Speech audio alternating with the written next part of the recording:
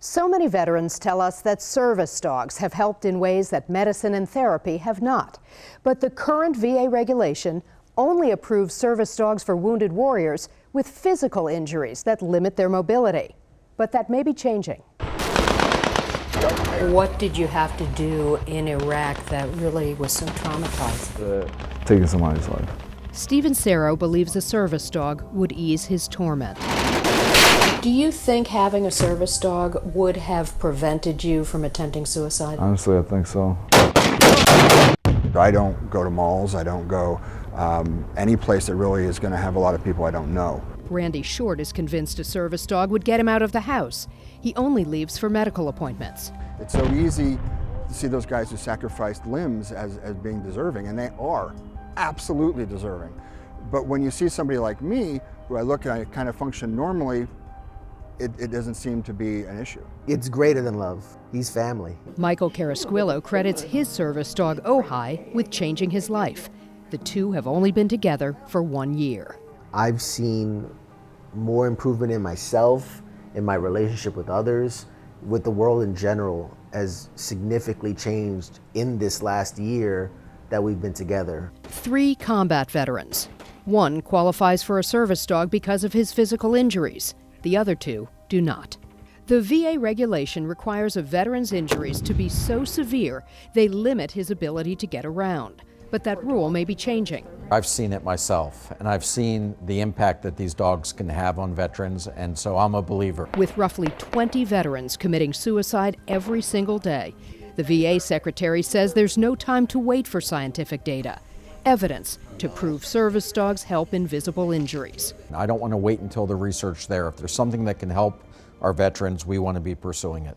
And that brought us to the office of Dr. Harold Cudler. Having a significant mental health problem can be just as limiting. He told us about a pilot program pairing highly trained service dogs with 100 veterans suffering from post-traumatic stress, anxiety, or depression. Can immobilize you, can make you housebound just about as easily as a physical limitation. So the VA is now viewing its own regulations in a different way.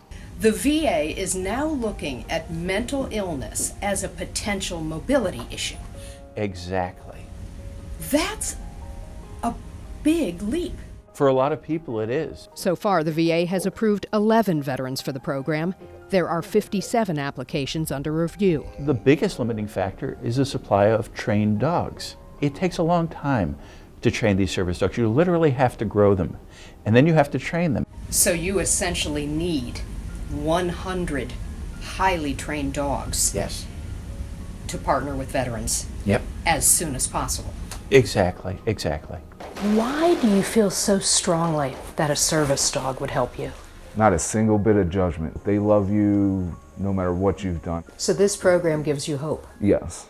Yes, it gives me a lot of hope. The VA doesn't breed dogs, but relies on outside organizations, mostly nonprofits, to raise and train them. Not one of our 3 veterans had heard of this pilot program. In the last year, being with him, I've taken on so much more responsibility and been able to do so much that, we got to a place where we thought, we can do this. Michael and his wife, after 10 years of marriage, finally felt ready to start a family. If you trace it all back, it starts with Ojai. Their son Logan was born May 10th.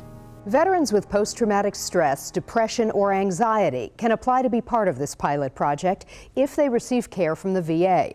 We're told they should start by talking to their treatment team and asking to be considered for a service dog under this program. Andrea McCarran, WUSA 9.